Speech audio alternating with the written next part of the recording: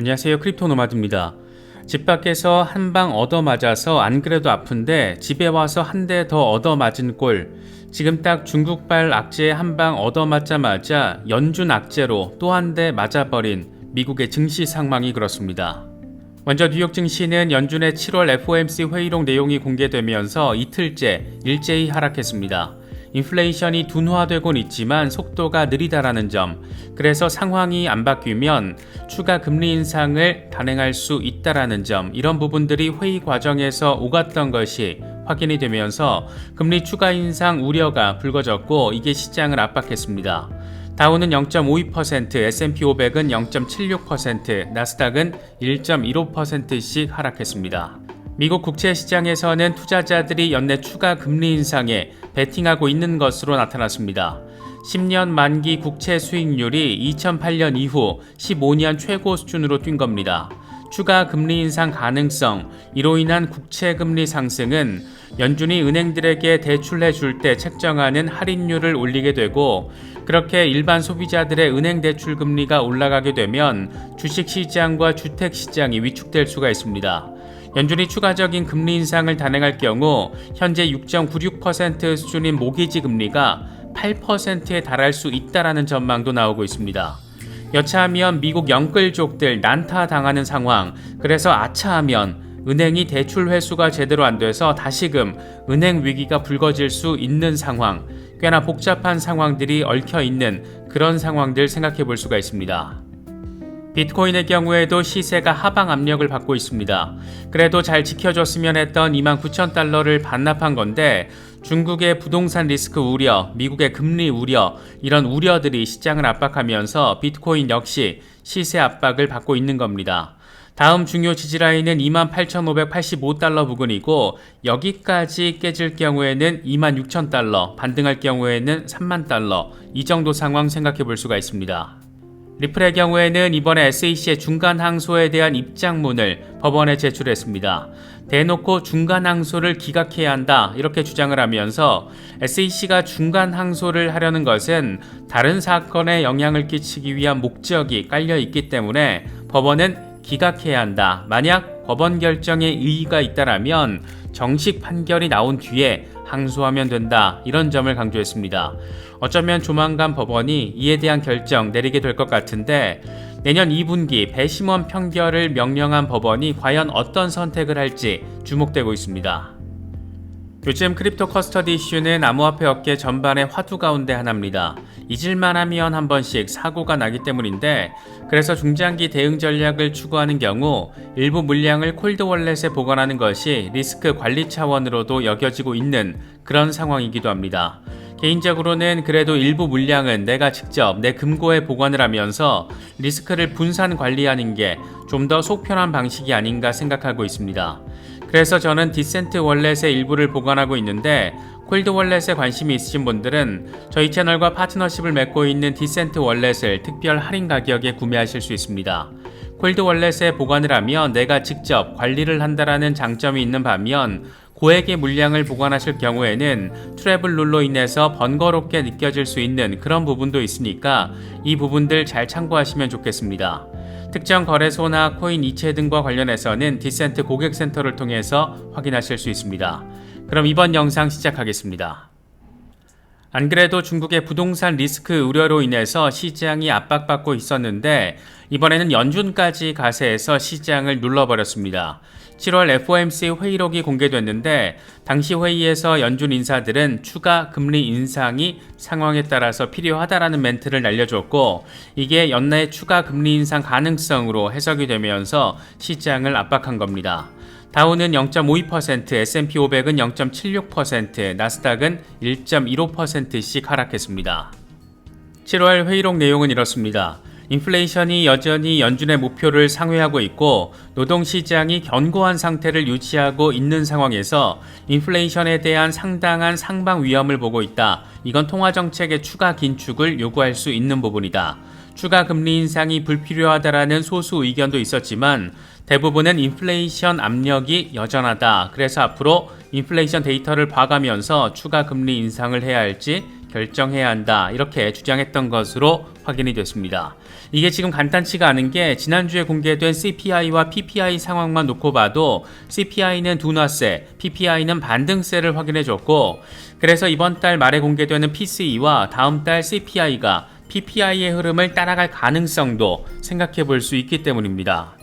그래서 지금 단계에서 생각해 볼 수 있는 시나리오는 경제 충격을 생각해서 9월에는 금리 동결을 결정하고 추가적인 인플레이션 데이터 상황에 따라서 11월에 금리를 다시 인상할 수 있는 그런 상황들입니다. 이와 관련해서 뱅크 오브 아메리카의 외환 전략가 하워드 듀는 다음 달에 금리 인상은 완화된 것으로 볼 수가 있지만 11월 회의에서는 변동성이 증가했다, 이렇게 설명하기도 했습니다. 현재 금리 선물 시장에서 9월 금리 동결 가능성은 88% 수준, 11월 금리 인상 가능성은 34.7% 수준으로 확인되고 있습니다. 미국 인플레이션 상황도 문제지만 중국 상황이 이게 또 간단치가 않습니다. 컨트리 가든 사태가 사실상 제2의 헝다 사태로 번지고 있는 모습인데 결국엔 채권 상환이 어려울 수 있다, 이런 전망들이 이어지고 있습니다.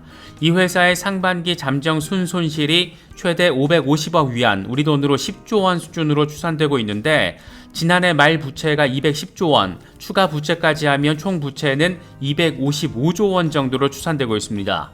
그런데 채권 총액은 3조 원에 달하는 규모, 거의 답이 없는 회사다. 어떻게 이렇게 회사가 경영될 수 있는 것인가? 바로 이게 중국 부동산 개발사의 현실이었던가? 여러 가지 생각들 하게 만드는 그런 부분입니다. 그런데 더 큰 문제는 컨트리 가든 사태가 제2의 헝다 사태로 표현을 하기에는 헝다 때보다 그 파급력이 더 클 수 있다라는 데 자리하고 있습니다. 그냥 단순히 생각해봐도 부동산 프로젝트 규모만 헝다의 4배입니다. 협력 업체만 33,000개, 직원 수를 합치면 7만 명. 다시 말해서 컨트리 가든이 무너지면 이 회사와 연계된 곳들까지 대량 실업 위기로 번질 수 있는 겁니다. 여기에 지금 대금 지급이 안 된 주택만 90만 채, 이건 주택 구매자들에게까지 연타를 날릴 수 있는 그런 상황이라는 것을 보여주는 것으로도 바라볼 수가 있습니다. 이게 중국 정부의 입장에서 바라보면 총체적인 난국의 하나에 불과하다는 게 더 큰 문제점이기도 합니다. 이와 관련해서 블룸버그는 디플레이션 진입, 수출 위축, 컨트리 가든 위험, 금융시장 전염 가능성, 이런 것들을 거론하면서 경제가 총체적인 난국인 상황에서 중국 정부가 대규모 부양책이 아닌 유동성 지원을 선택한 것은 통화 재정 정책 측면에서 선택의 폭을 넓혀주긴 했지만 결국엔 시진핑이 가장 피하려고 했던 부동산 시장 지원, 소비 진작과 관련해서 더 많은 지원을 하도록 압박하게 될 것이다. 아주 그럴싸한 진단을 내놓기도 했습니다.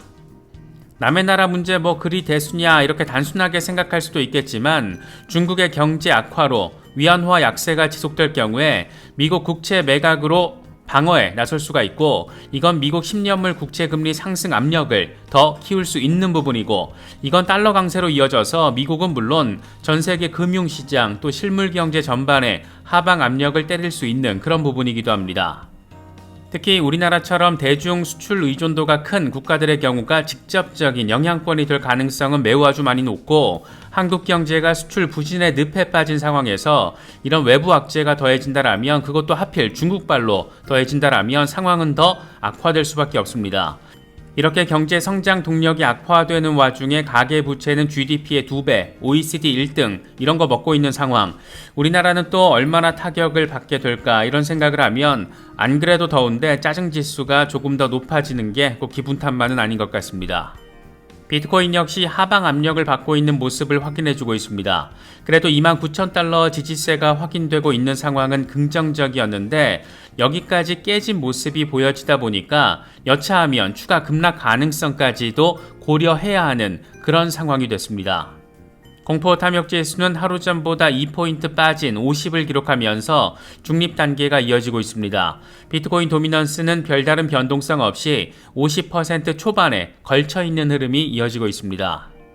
현재 비트코인의 흐름과 관련해서 코인텔레그래프의 기고가 라케시 우페드히에는 비트코인은 20일 지수이동 평균이 자리한 29,838달러 아래에 자리하고 있고, RSI도 마이너스 영역에 있어서 이건 곰 세력이 좀 더 유리하다라는 것을 보여준다. 그래서 28,585달러의 중요 지지라인까지 후퇴할 수도 있는데 여기서 반등을 해주면 33,350달러로 반등할 수 있는 신호가 되고 하락할 경우에는 26,000달러까지도 후퇴할 수 있다. 이렇게 설명을 했습니다.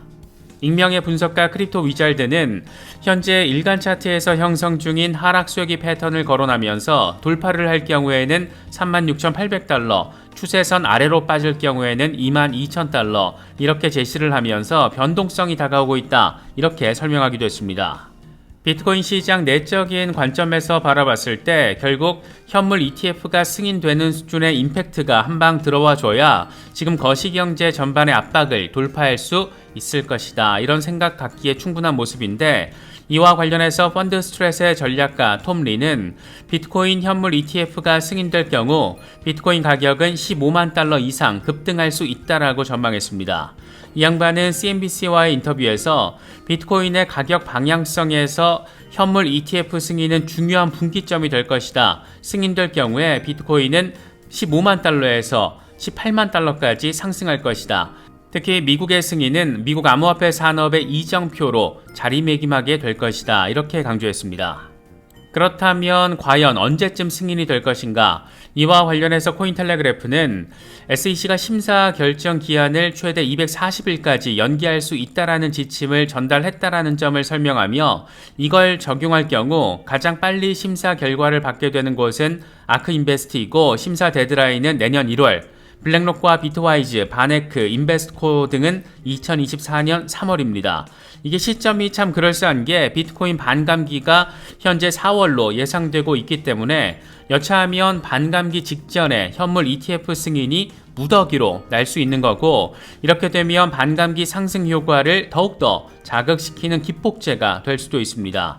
과연 이런 타임테이블이 우연인 건지 이건 연말 연시 상황이 되면 조금 더 선명하게 판단할 수 있게 되지 않을까 생각됩니다.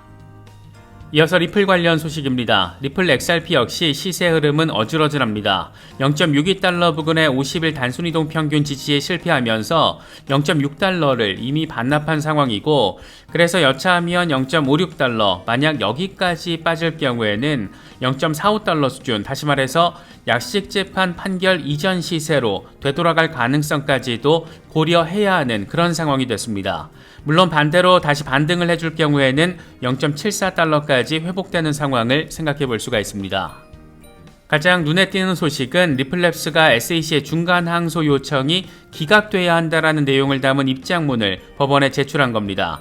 리플랩스는 SEC는 그동안 재판 과정에서 XRP가 하위 테스트를 충족하면서 증권에 해당한다라는 자신들의 주장을 충분히 입증하지 못했다. 그럼에도 불구하고 다른 디지털 자산 관련 사건에 영향을 끼치기 위한 목적으로 이번 중간 항소를 강행했다. 이에 따라서 법원은 이 같은 SEC의 의도를 고려해서 중간 항소 요청을 기각해야 한다. 만약 법원 결정에 이의가 있다라면 중간 항소가 아니라 정식 판결이 나온 뒤에 항소하면 된다. 이렇게 강조했습니다.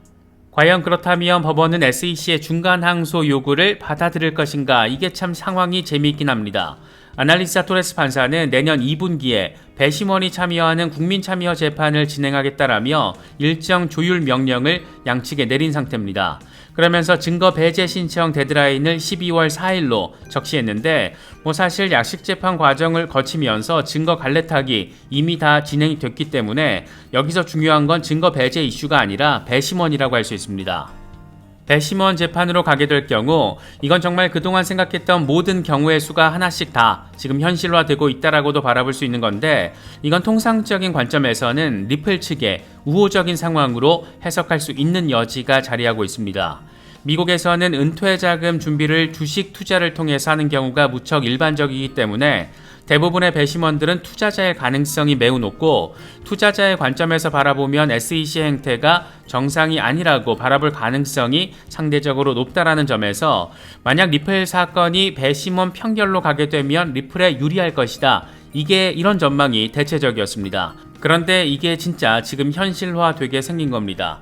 이런 상황에서 배심원 편결 열겠다라고 명령한 상황에서 과연 아날리사 토레스 판사가 중간 항소를 받아들이면서 제2항소법원으로 이걸 넘길 가능성 개인적으로는 상대적으로 낮지 않을까 그렇게 바라보고 있습니다. 최근 들어서 중동 아랍 지역에서 리플 XRP에 대한 관심이 높아지고 있다라는 점, 특히 아랍 지역의 여러 국가들이 브릭스 가입을 희망하고 있다라는 점, 이런 것들이 맞물리면서 브릭스와 XRP의 연계성에 대한 이야기, 다시 말해서 브릭스 진영에서 XRP가 리저브 커런시 개념의 역할을 하게 될 수도 있지 않겠느냐, 이런 말들 자주 접할 수가 있습니다. 특히 이번 달 8월에 브릭스 회의에서 브릭스 자체 통화와 관련된 소식들이 집중 조명을 받게 될 것이라서 괜히 이런 부분 더 기대가 되는 그런 상황이라고도 할 수가 있습니다. 그래서 그런지 이번에 아랍통화기금이 XRP를 브릿지 커런시로 언급을 한 점, 모로코 최대 은행이자 아프리카 전역에서 5번째 규모라고 하는 아티자리와파 은행이 리플렛에 탑승한 점, 현재 모로코를 비롯해서 알제리, 바레인, 이집트, 쿠웨이트, 팔레스타인, 사우디, 아랍에미리트 등 아랍 8개국이 브릭스 가입을 희망하고 있다라는 점, 여기에 지난 수년 동안 리플랩스가 중동 북아프리카, 메나 지역의 확장과 관련해서 꽤나 많은 시간과 돈, 에너지를 쏟아 부었다라는 점, 이런 것들이 하나의 맥락으로 보이는 것은 꼭 기분 탓만은 아닌 것 같습니다. 이번에 준비한 영상은 여기까지입니다. 시청해주셔서 감사합니다. 지금까지 크립토 노마디였습니다.